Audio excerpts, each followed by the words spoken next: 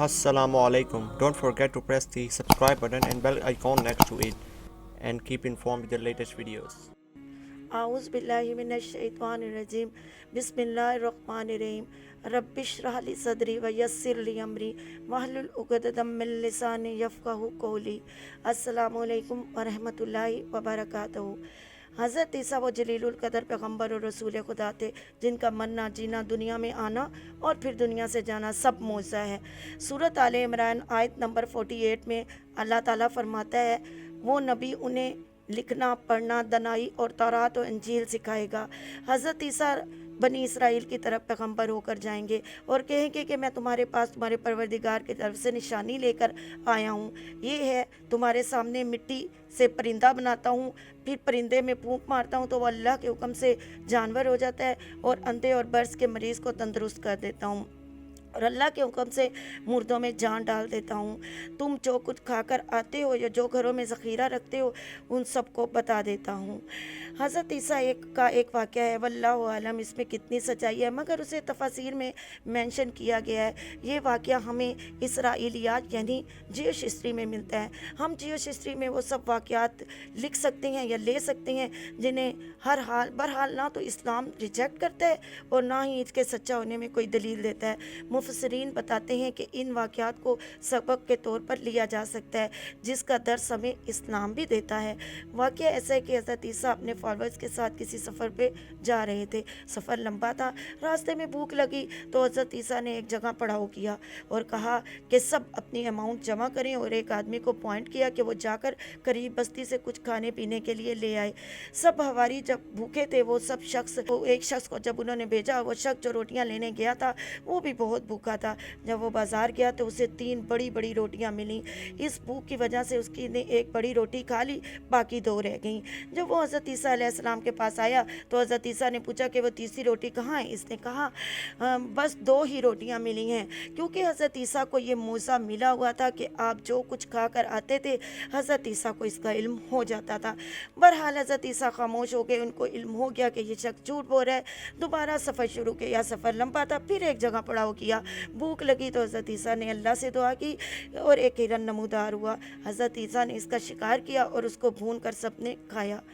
जब सबका पेट भर गया तो साथ ही हिरन की हड्डियां और सर पड़ा हुआ था। हज़रत ईसा ने अल्लाह से ये दुआ की कि इस हिरन में दोबारा जान डाल दे। तो ये सब कुछ देखकर हैरान हो गए कि उस हिरन में दोबारा जान आई। हज़रत ईसा ने अल्लाह के हुक्म से मुर्दा को दोबारा ज़िंदा किया। ये भी अल्लाह ताला ने हज़रत ईसा को मौज़ा दे रखा था कि अल्लाह के हुक्म से वो मुर्दा को ज़िंदा कर देते थे। वो हिरन दोबारा ज़िंदा हो गया और भागकर जंगल में छुप गया। ये मौज़ा जब सब फॉलोअर्स ने देखा, हज़रत ईसा ने एक साइड पर होकर इस शख्स से जिसने रोटी खाई थी पूछा कि वो तीसरी रोटी किसने खाई थी। इस शख्स ने कहा वल्लाह 2 ही थी, मैं नहीं जानता कि तीसरी रोटी के बारे में। फिर हज़रत ईसा खामोश हो गए और दोबारा सफ़र शुरू किया। रास्ते में दरिया आया, कोई कश्ती नहीं थी, अब दरिया पार करना था। रवायात में आता है कि हज़रत ईसा ने अल्लाह से दुआ की, अल्लाह ने हज़रत ईसा को कुछ इंस्ट्रक्शंस और हदायत दी। तो हज़रत ईसा ने वो हदायत अपने साथियों को बताई कि तमाम एक दूसरे का हाथ पकड़कर दरिया पार करें। तो दरिया को एक सरफस सतह मिल गई और सब ने आसानी से वो दरिया पार कर लिया। ये सब साथी मौज़ाना तौर पर पानी के ऊपर पाँव रखते हुए दरिया के दूसरे पार पहुंच गए। सब साथी जब आगे निकल गए तो हज़रत ईसा ने इस शख्स के पास आए और इससे कहा कि तुम्हें रब्बुल इज़्ज़त की कसम है, बताओ वो तीसरी रोटी किसने खाई थी। इस रब का वास्ता जिसने हिरन में जान डाल दी, इस रब का वास्ता जिसने दरिया में रास्ता बना दिया, बताओ वो रोटी किसने खाई। फिर इस शख्स ने कहा कि मैं नहीं जानता, मैंने नहीं खाई। ये तो सिर्फ एक रोटी थी, मगर इस शख्स का ईमान कि वो एक रोटी के पीछे अपना ईमान बेच चुका था। हज़रत ईसा ने फिर सफ़र कंटिन्यू किया और एक जगह पड़ाव डाला। हज़रत ईसा ने बैठे बैठे थोड़ी मिट्टी इकट्ठी की और इस मिट्टी में फूंक मारी तो मिट्टी सोने की ढेरियां बन गई, यानी 3 सोने की ढेरियां। फिर अल्लाह ने, क्योंकि हज़रत ईसा अलैहिस्सलाम जब किसी पर फूंक मारते थे तो अल्लाह के इज़्ज़न से वो वही चीज़ बन जाती। अब वो 3 सोने की ढेरियां बन चुकी थी। हज़रत ईसा ने इस शख्स से कहा कि एक सोने की ढेरी मेरी है, एक तुम्हारी اور ایک اس شخص کی جس نے وہ تیسری روٹی کھائی تھی۔ تو اس شخص نے فوراً جواب دیا کہ وہ تیسری روٹی تو میں نے ہی کھائی تھی۔ حضرت عیسیٰ نے کچھ نہ کہا، بس صبر کیا اور تینوں سونے کی ڈھیریاں اس شخص کو تھما دیں اور کہا کہ اب تمہارا اور ہمارا سفر الگ ہے، تمہارا رستہ الگ ہے اور ہمارا رستہ الگ ہے، اور وہ اسے چھوڑ کر روانہ ہو گئے۔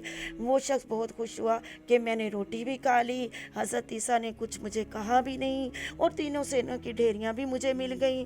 اور وہ بیٹھا ہی تھا کہ 3 چور آئے۔ ان 3 چوروں نے دیکھا کہ ایک شخص اکیلا بیٹھا ہے اور اس کے پاس سونے کی 3 بڑی بڑی ڈھیریاں ہیں۔ ان چوروں نے اس کا مرڈر کر دیا اور وہ ڈھیریاں اپنے پاس لے کر بیٹھ گئے۔ اب ان تینوں چوروں کو بھی بھوک لگی ہوئی تھی، تو ان میں سے ایک چور روٹیاں لینے گیا۔ جب وہ روٹیاں لینے گیا تو اس کے ذہن میں آیا کہ میں کھانے میں زہر ملا دیتا ہوں اور اس طرح تینوں ڈھیریاں میری ہو جائیں گی۔ یہ ہے حب دنیا، دنیا کی محبت۔ اب پیچھے باقی جو 2 تھے انہوں نے آپس میں پلان کیا کہ ہم اس شخص کا قتل کر کے دونوں سونے کی ڈھیریاں آپس میں ڈیوائیڈ کر لیں گے۔ یہ بھی حب دنیا تھی۔ اب ان دونوں نے کھانا کھایا تو دونوں نے زہریلا کھانا کھانے کی وجہ سے مر گئے، اور پہلے کی تو انہوں نے ویسے ہی اس کو قتل کر دیا آتے ساتھ۔ اب دنیا کا مال یعنی تینوں سونے کی ڈھیریاں وہیں پڑی کی پڑی رہ گئیں اور 4 لاشیں پاس پڑی تھی۔ جب حضرت عیسیٰ علیہ السلام واپس وہاں سے گزر رہے تھے تو انہوں نے 4 لاشیں دیکھ کر دنیا کی حقیقت بتاتے ہوئے اپنے ساتھیوں کو بتایا، ھذا حیات الدنیا، یہ ہے دنیا کی محبت۔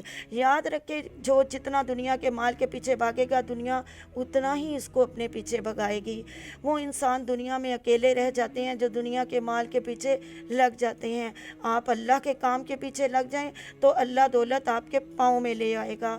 آپ کو پتہ بھی نہیں چلا کہ اللہ آپ کو کہاں اور کب دے رہا ہے۔ مال کی محبت صرف مال و دنیا کی محبت ہے، مگر دنیا کی محبت میں اولاد کی محبت، اپنی خواہشات اور نفس کی محبت اور ایسی تمام محبت آتی ہے جس کو ہم اللہ سے بڑھ کر سمجھتے ہیں۔ صرف اولاد کے بارے میں سوچتے رہنا ہی یہ ہماری کوئی زندگی کا مشن نہیں ہے۔ ہمیں ہر وقت اللہ کی محبت کے ساتھ ساتھ اللہ کا خوف بھی مانگنا چاہیے۔ اللہ کا خوف دنیاوی خوف سے بالکل مختلف ہے۔ ہم دنیا میں جس سے خوف کھاتے ہیں اس سے دور بھاگتے ہیں، مگر اللہ کا خوف ہمیں اللہ کے نزدیک لے جاتا ہے۔ لہٰذا ہمیں خوف خدا رکھنے والا اور خاندان کے جھگڑے اکھیڑنے والا نہیں بلکہ سمیٹنے والا بننا ہے۔ خاندان کے لیے ایک روشن دیا اور چراغ بننا ہے۔ صرف اولاد اور مال کی محبت میں آپس میں لڑنے اور لڑوانے سے توبہ کرنی چاہیے، پھر دیکھیں کیسے آخرت کا سامان ملے گا۔ آخرت کے ساتھ ساتھ دنیا بھی ملے گی۔ جسے حب دنیا ہوتی ہے وہ اپنی ذات ہی کا دیوانہ ہو کر رہ جاتا ہے۔ بس آخر میں اللہ تعالیٰ سے یہ دعا ہے کہ ہمیں آخرت کی فکر کرنے والا بنا دے۔ آمین یا رب العالمین، آمین۔